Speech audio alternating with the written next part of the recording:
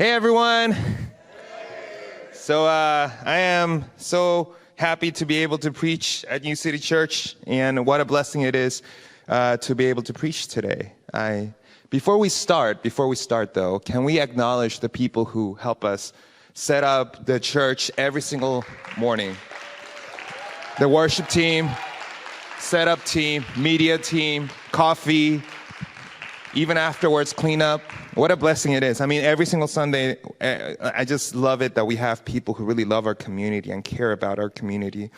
It's such a blessing to be able to be a part of this body. And one of the things that I want to just say from the very beginning is that, I am so proud to be part of this church, because here you're going to see leaders who really show what it means to lead. And leading, like Jesus set the example, is not just leading in front of the pulpit, is leading behind and doing the work that nobody else sometimes wants to do. So I am just so honored to always say, I go around and say, it's a little bit too prideful, but our leaders are awesome. And so I'm really, really thankful for all the people who are leading our church. I'm very grateful. Thank you.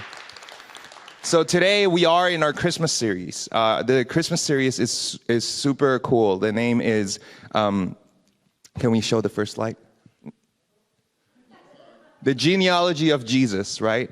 And we're going through the genealogy of Jesus, and I was thinking, who would I use? And one of the things that Pastor Kevin was saying, like this series, we're going to talk about how God used broken people. And when I was thinking about this story, my mind went straight to Ruth. And I wanted to talk about Ruth today. And today, the sermon is not just going to be me talking, but it's more of like a storyline. So we're going to follow this story of Ruth and see what we can learn from this story. All right? Y'all ready with me? Okay, here we go. So, lights? What? What's happening? I don't know. Oh, no. Oh, we're going to get there a little bit later. Yes, the lights. Lights, camera, action. Yes.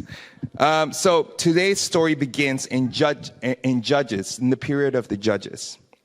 This is 1200 to 1020 BC. And this was a time when the leaders were local military heroes. They were the ones who protected the land. There wasn't a king. It was the judges who were the ones who protected the land from other foreigners who would come and attack, right? Now, what happened is they were great for that purpose, but also there was a lot of political issues happening there because they were military leaders. And so the way they would rule, it was chaotic sometimes. It was every town for themselves, every leader for themselves. And they decided what's right and wrong. So it was very chaotic. There was unchecked lawlessness and tribal civil war happening.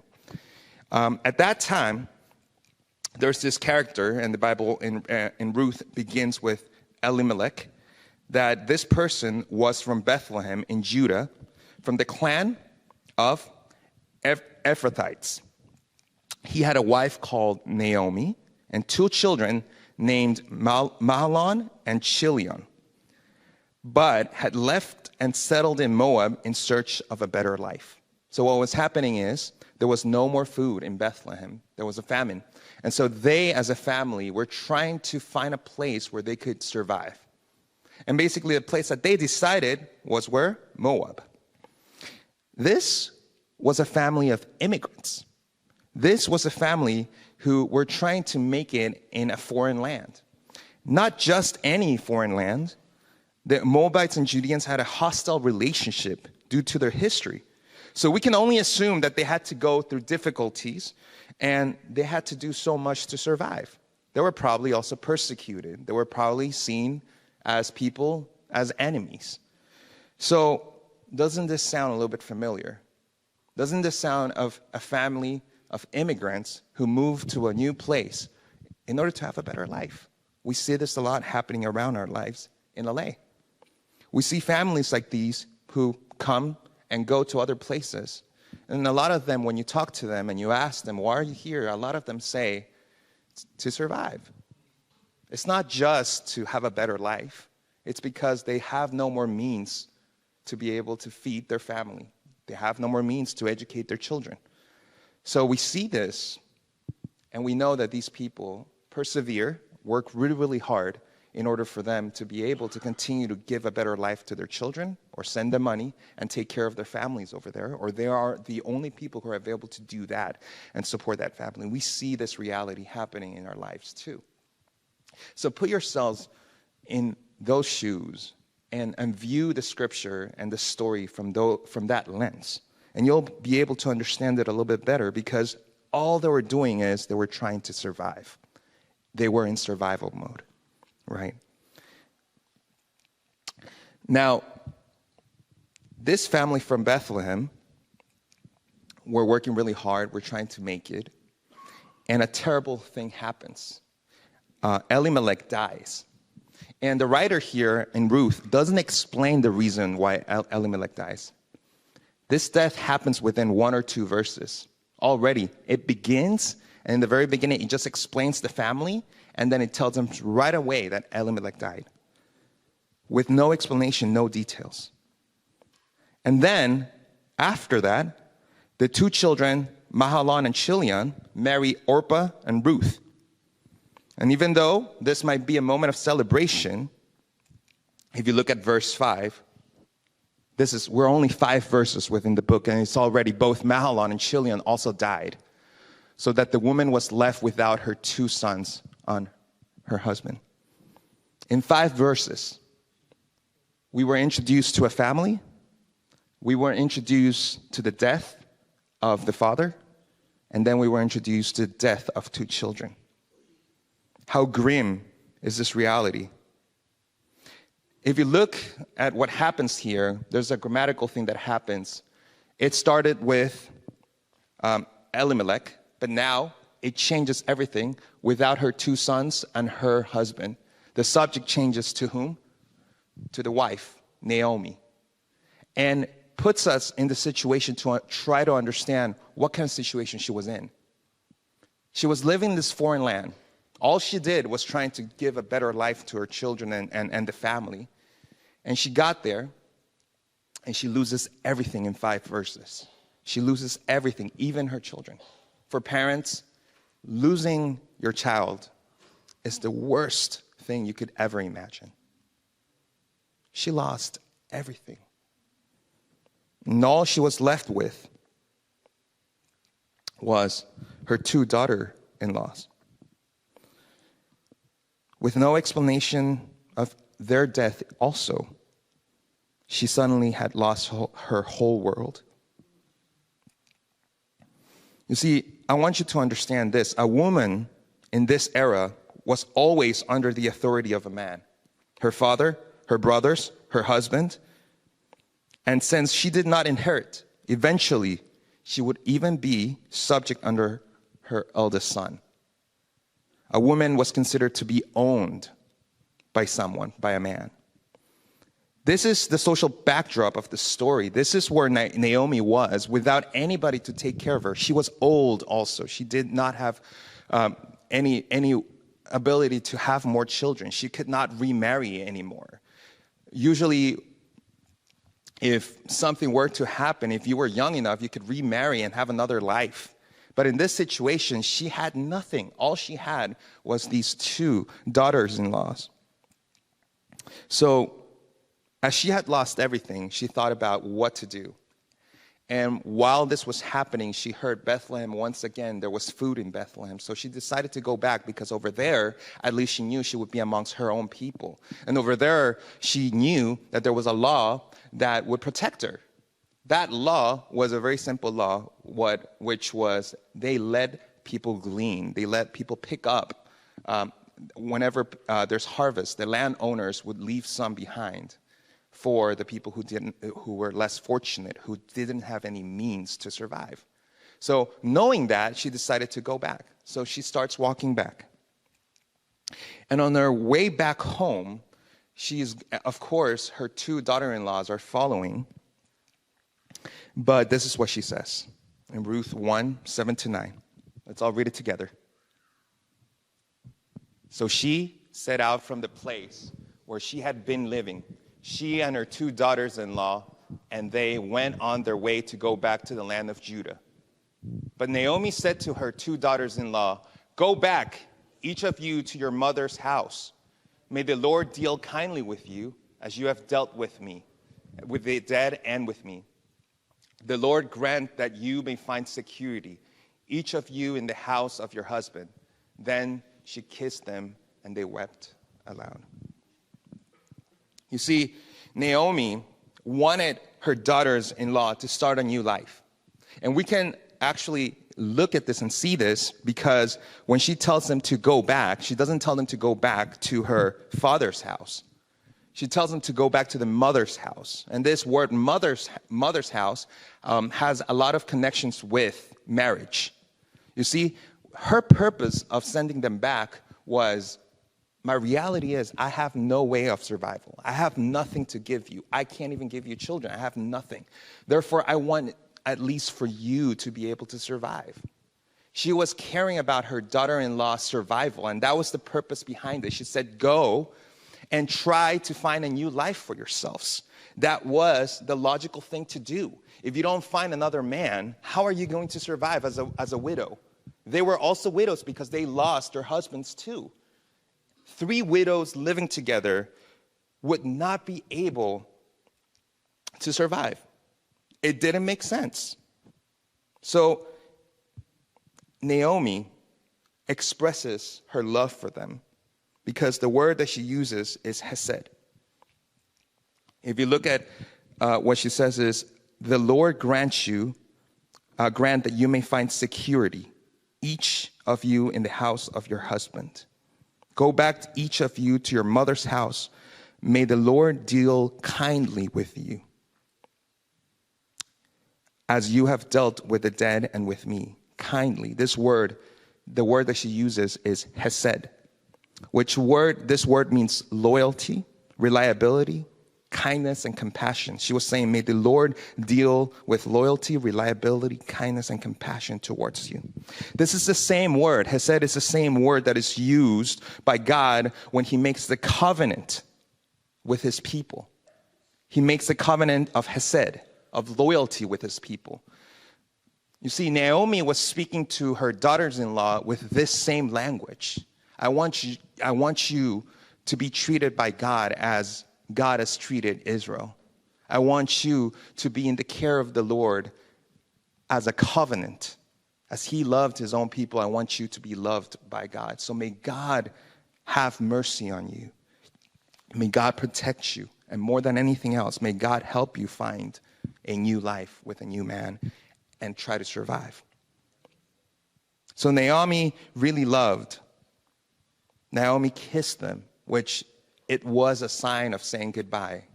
It was the last thing that you would do before you leave. It was a kiss of goodbye. And then she wept aloud. This weeping aloud we see this a lot in Lamentations. We see this a lot in the suffering of the people when they suffered so much and they're in so much agony. The expression is used, they wept aloud. So you see here, Naomi wasn't just saying goodbye, just leave and good luck. No, she was saying, I love you so much.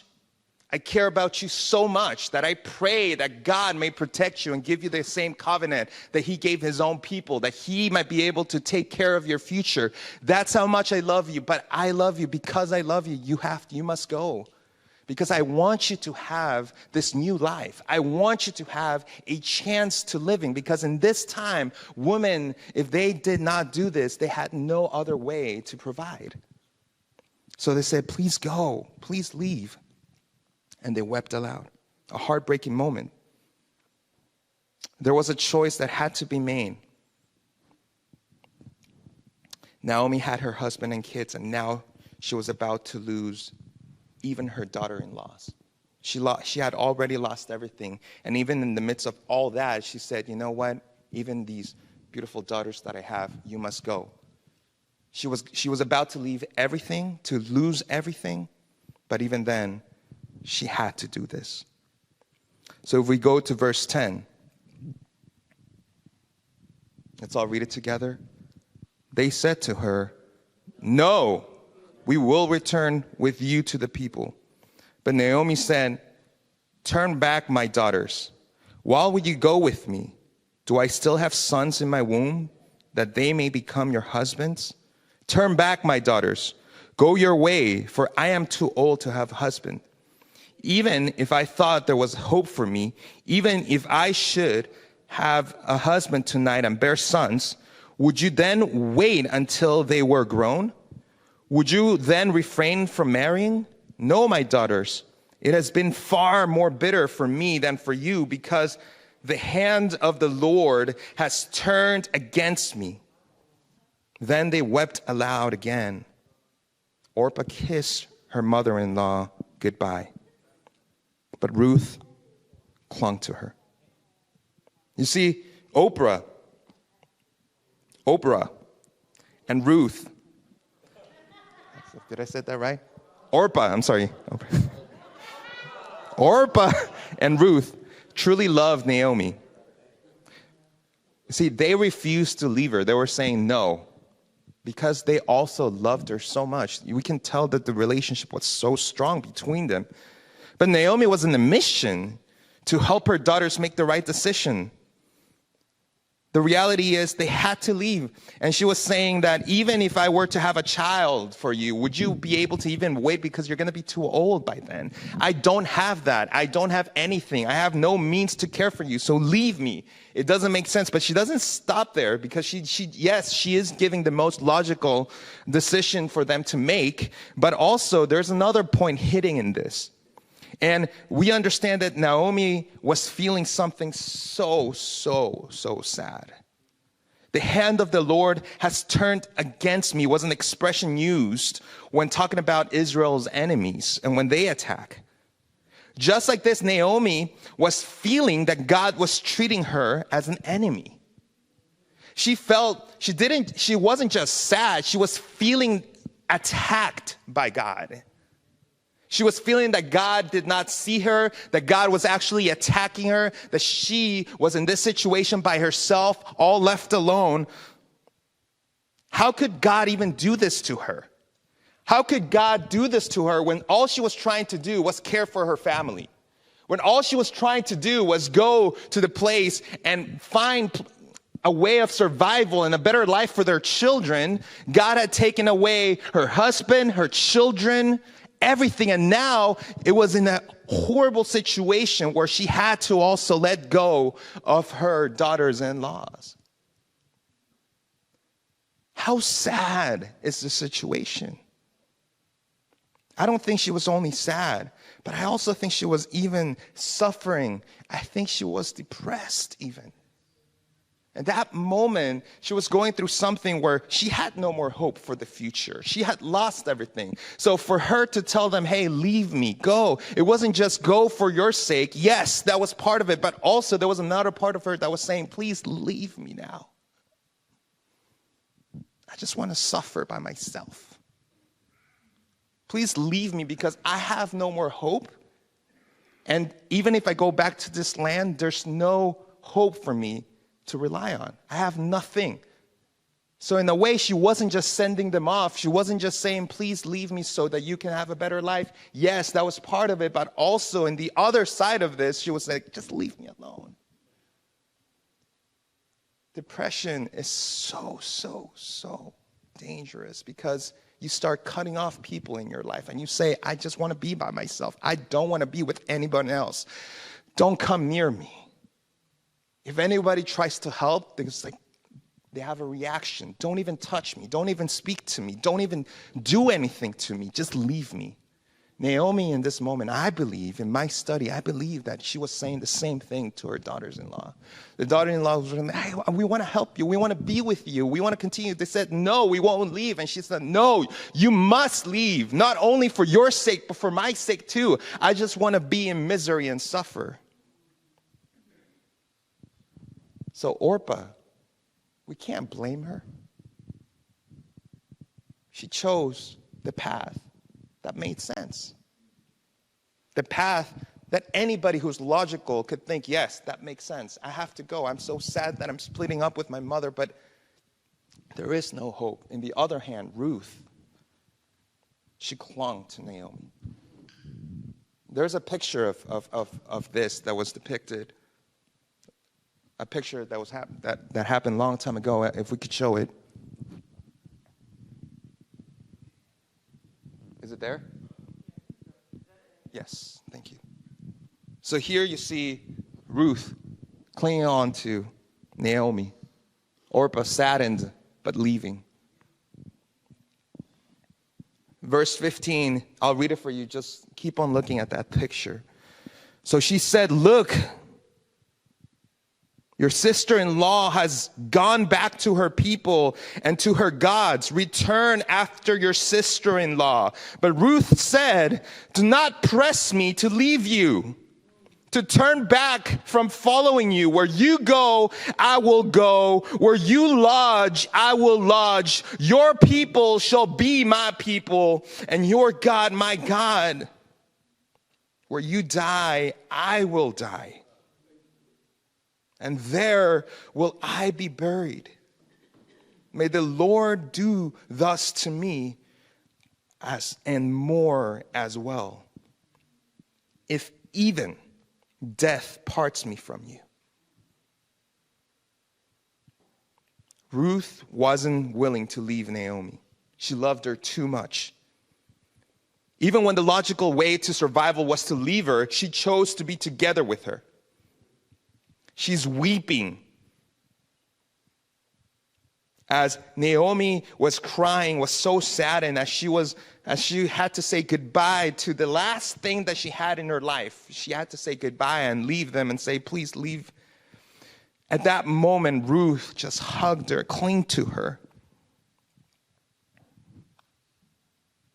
I believe Ruth knew that if she were to leave, there would be no hope for Naomi. She was too old and had no means to care for herself. No one would marry her or even hire her. She says she would go wherever she would go. She would stay at the place she stayed. She would accept the people, Naomi, as her own people and believe in Yahweh. This is one of the few times that you see somebody saying, I commit to you, Yahweh. And this is one of the moments where Ruth said it. She said, I believe and I will follow your God. I will follow Yahweh as my own God. And I will leave everything behind, even my own family and everything that I know. She would even die at the same place and even be buried at the same place.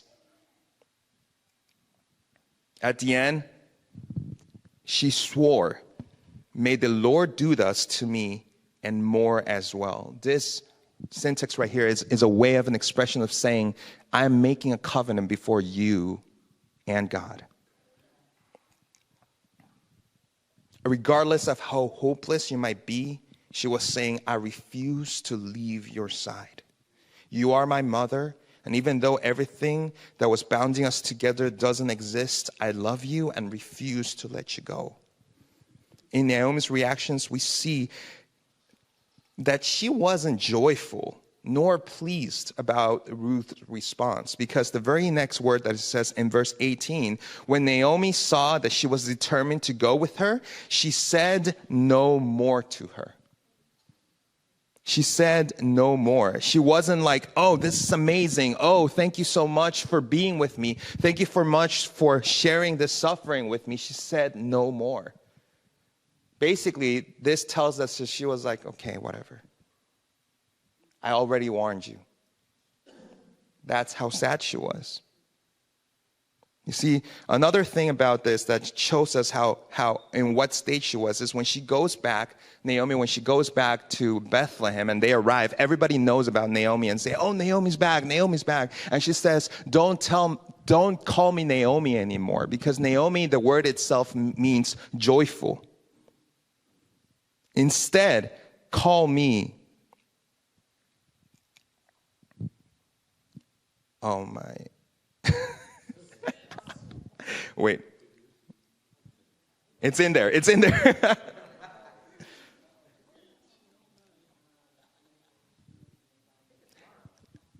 Call me unfortunate. She says, don't call me by my name. Call me unfortunate. This is important for us to remember, because this really shows us that even as she was going back, she wasn't going back with hope. She was going back, I just don't have anything I'm going back with nothing. So Ruth, once they go back, and after this amazing scene that happens with Naomi not really giving even Ruth this, like, oh my God. Like, you know, when somebody does something nice to you, you at least want to see like a smile. She was like, nah. She was depressed. She was so saddened by that. But Ruth never stops. What she does is when she gets to Bethlehem, she takes matters into her own hands and decides to go out and glean some food, look for some food. Because there was that tradition, she went out. But you have to remember that even though she was in Bethlehem, she was still a Moabite. People knew about Ruth, and people also knew that she had come with her mother-in-law, Naomi, but also they knew that she was from Moab. So it was dangerous for her to actually go out by herself looking for food. There were people who had something against her, not just because of who she was, but because where she came from was enough for her to put her in danger.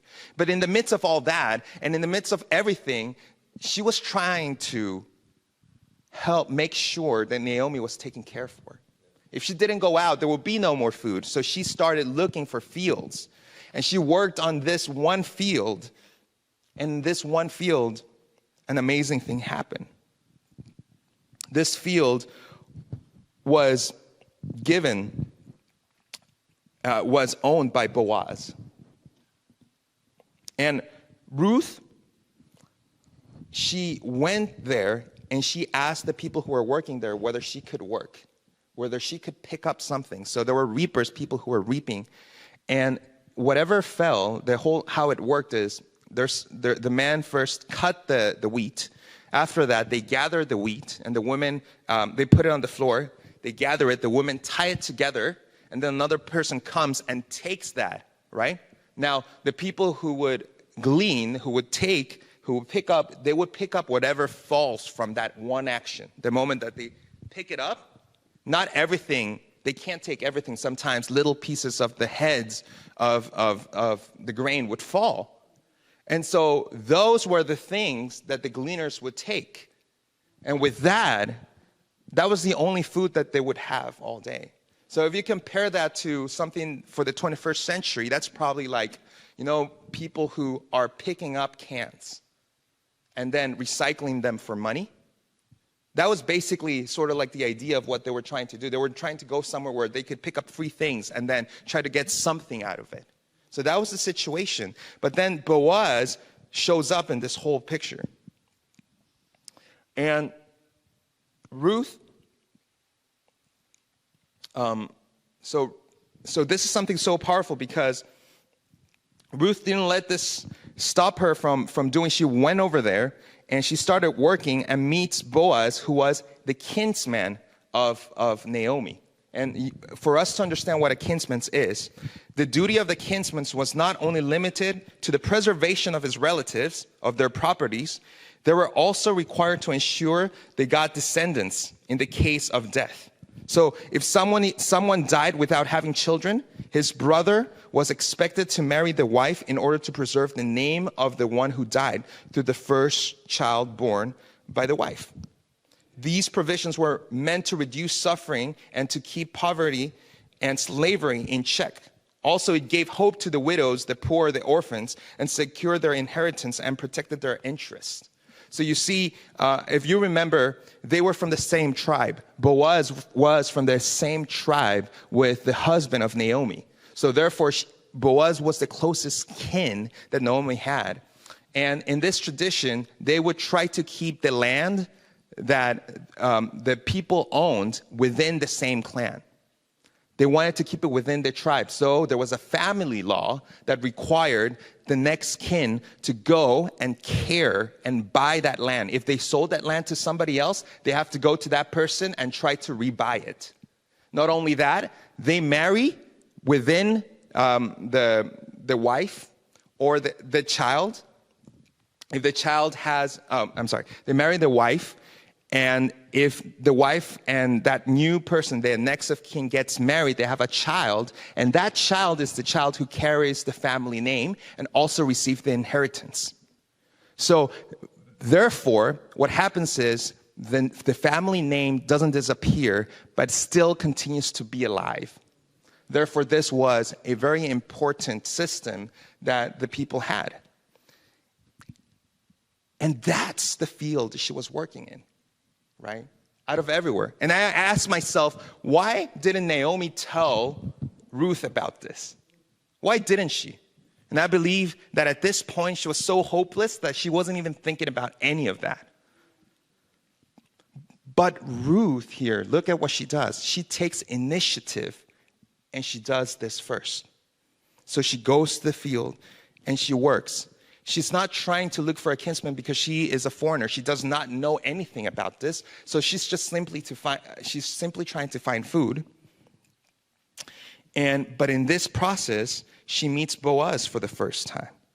And Boaz is completely amazed by Ruth. Let's read together. Verse 8. Then Boaz said to Ruth, "Now listen, my daughter. Do not go to glean another field or leave this one, but keep close to my young woman. Keep your eyes on the field that is being reaped and follow behind them.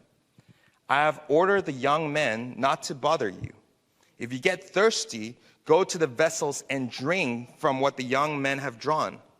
Then she fell prostrate with her face to the ground and said to him, "Why have I found favor in your sight, that you should have notice of me, when I am a foreigner?" But Boaz answered her, "All that you have done for your mother-in-law since the death of your husband has been fully told to me. How you left your father and mother and your native land and came to a people that you did not know before. May the Lord reward you for your deeds, and may you have a full reward from the Lord, the God of Israel, under whose wings you have come for refuge." Then she said, "May I continue to find favor in your sight, my Lord, for you have comforted me and spoken kindly to your servant, even though I am not one of your servants." You see, Boaz lets Ruth glean under his protection. But the reason why he's doing this is because he is so impressed by what she has done, how she has left everything behind for Naomi. Boaz knew about Naomi, and she also knew that was part of the family, but she was so amazed. He was so amazed that a foreigner, a Moabite, could even do this and go as far as to give up everything that she ever had for this one woman and for her survival. So Boaz doesn't just let her glean. She says, "Hey, I'm going to actually let you follow my workers, walk with them, and whatever they cut, you can take from that too, whatever falls from there. And also the things that are the parts of that are standing, you can pick from that. Not only that, you can drink the same water that is there for the workers." That's how amazing this whole situation is, because there was no hope, and now we have Boaz who's extending all these things for one reason, because Ruth did what impressed Boaz, which was love somebody else unconditionally. Not only that, Boaz invited her to eat together with the workers as much as she wanted. She even had leftover that she took back to Naomi. Boaz also told her workers to let her glean as much as she wanted, and even take some out for her. So she gleaned an ephah of barley. An ephah of barley, this is what Ruth said, is a half a month's worth of food. You see, when she left, she was half a month worth of how much do you think? She was like, women back then were really strong, right? But this is a woman. And now, too. But wait. Come on, y'all. But wait, what I'm trying to say, I want you to notice something here. I want you to notice something super important. Boaz wasn't like any other person.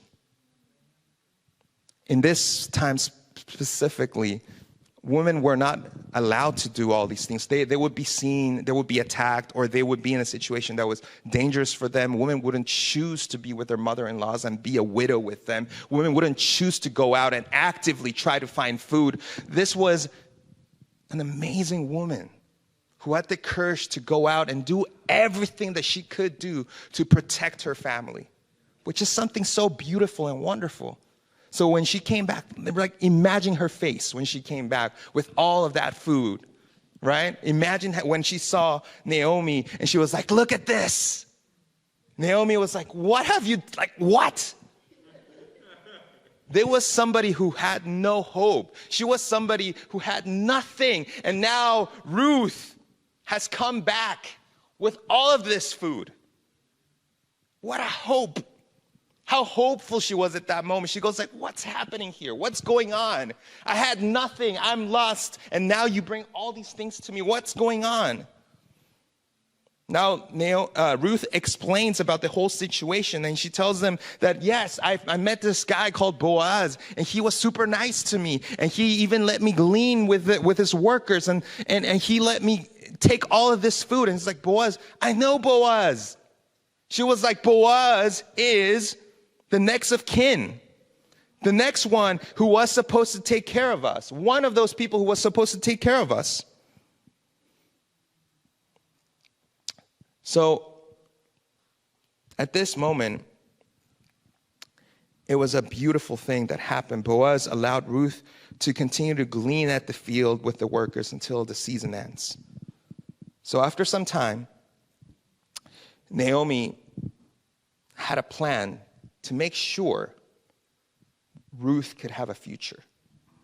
So after the season ended, Naomi came up with a plan to make sure Ruth can have a future in this land. And she says, my daughter, I need to seek some security for you so that it may be well with you. You see, Naomi is not talking about herself. She's not thinking about herself at this moment. She's thinking about, now she calls her my daughter. It's not daughter-in-law or anything. Man, it changed. The whole dynamics changed. It's not my daughter-in-law. It's my daughter. Naomi wanted to make sure that Ruth was taken care of. So she comes up with a plan. Now, I want you to understand one thing that's happening here in this whole social context, right? Ruth had came back, and she knew about the law, the family law, that the next kinsman was supposed to take care of them. Was supposed to buy the land or rebuy the land and make sure that the descendants were taken care of, but nobody was stepping up. Do you know what happened?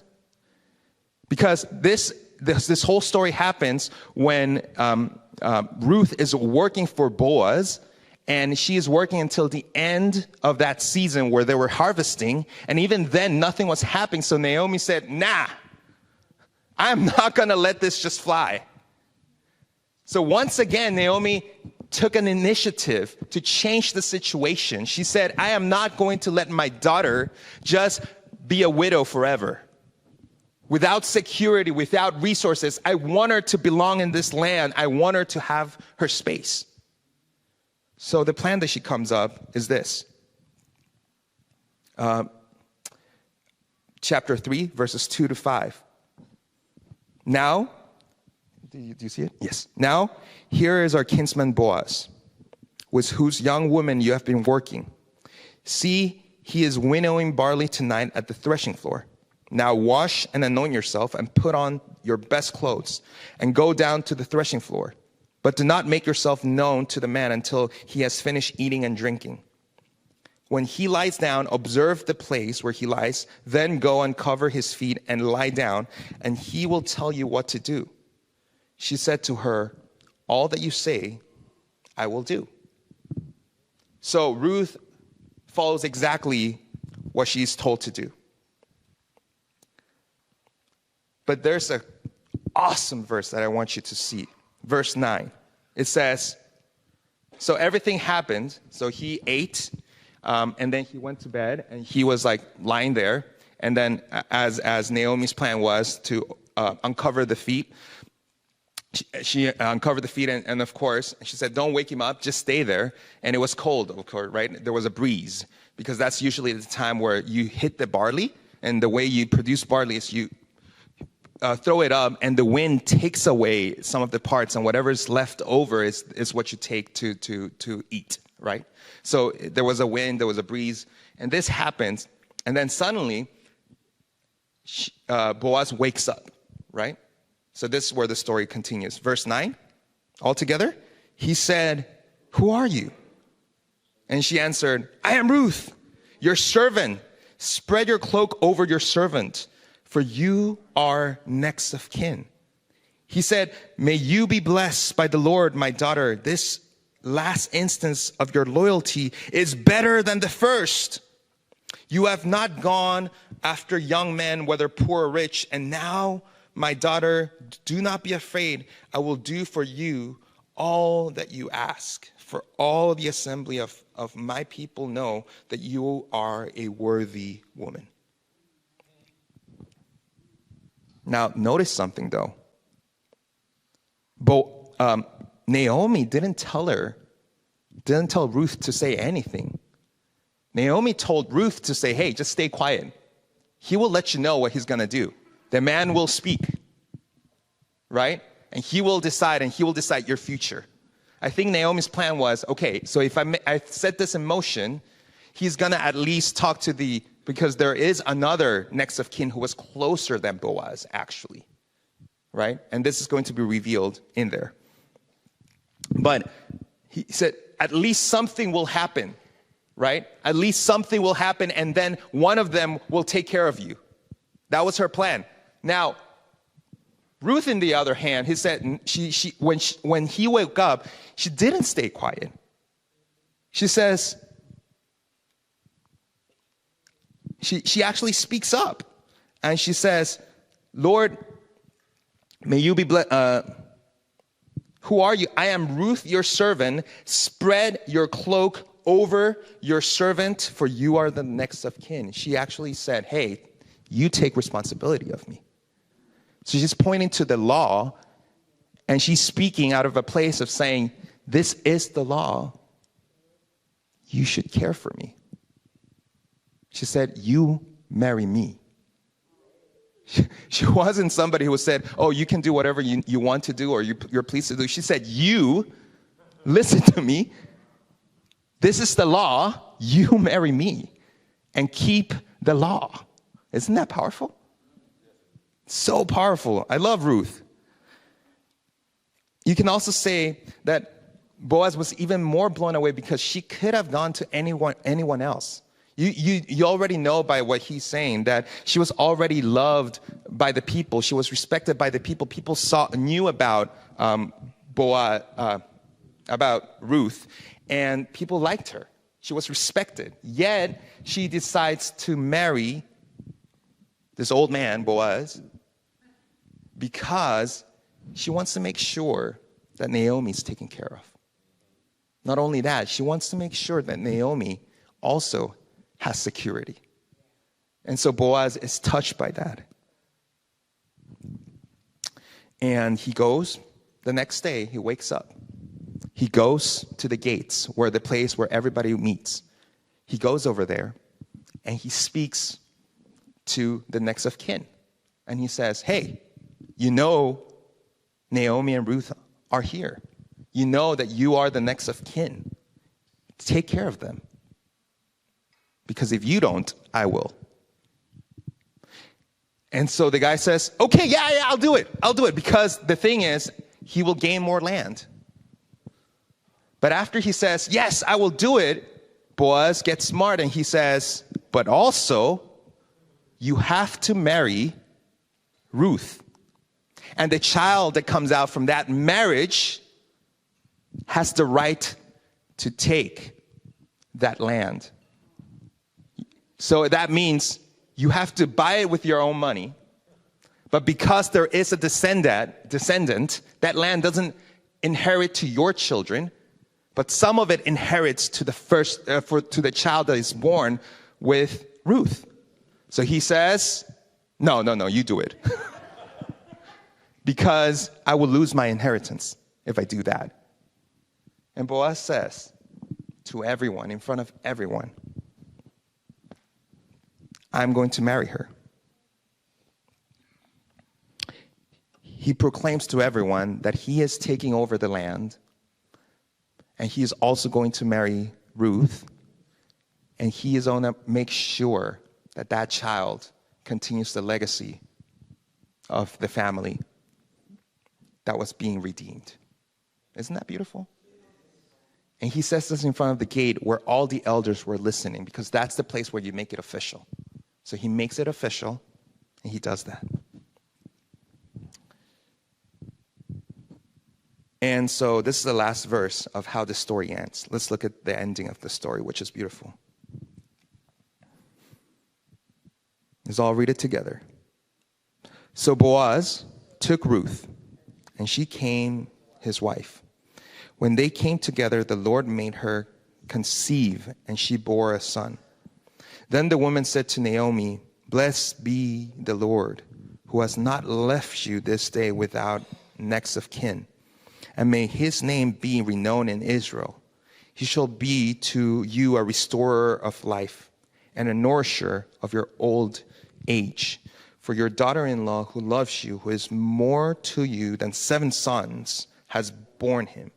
Then Naomi took the child, laid him in her bosom, and became his nurse. The women of the neighborhood gave him a name, saying, "A son has been born to Naomi." They named him Obed. He became the father of Jesse, the father of David. That's a powerful story.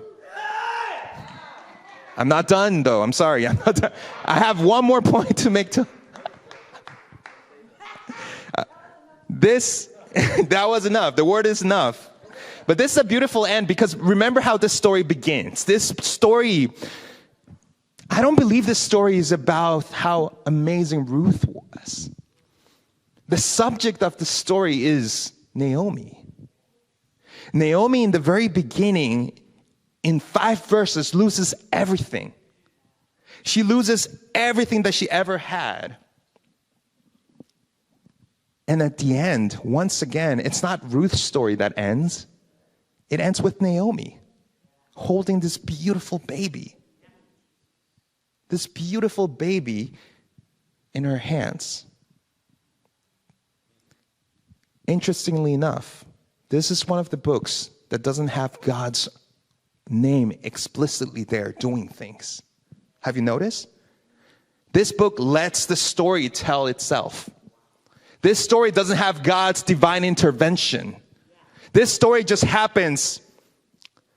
But I believe God was the one who sent Ruth to Naomi's life. When Naomi was depressed and she had nothing, God sent Ruth and said, "Naomi, I'm never giving up on you. I love you. Even though you are telling me to do the logical thing, which is to go out and find my own husband and have a new life, I refuse to do that because I love you and I will continue to be by your side whether you like it or not." God uses Ruth to comfort and love Naomi. That was God's love. That's not a love that human beings can give. That's something inspired by the Lord. When God gives you that love, you can love like Ruth. And that's what Ruth did for Naomi. And that was God doing that for Naomi. Even though it wasn't explicitly written, you can tell. And yes, of course, Ruth was smart. But what are the chances that she would start working in the very field that belonged to Boaz? That's God's guiding Ruth to Boaz. And after that, what are the chances that the first of kin would be like I don't want to take this responsibility. It's like I want to make sure I have money. What are the chances of that? The first guy got scared. That's why Boaz was able to redeem this family. But there's one only part, very clearly stated here, that has God's intervention. So Boaz took Ruth and became his wife. When they came together, the Lord made her conceive, and she bore a son. So only at the very end, God blesses this family with a beautiful child. And that's how this story continues towards Jesus.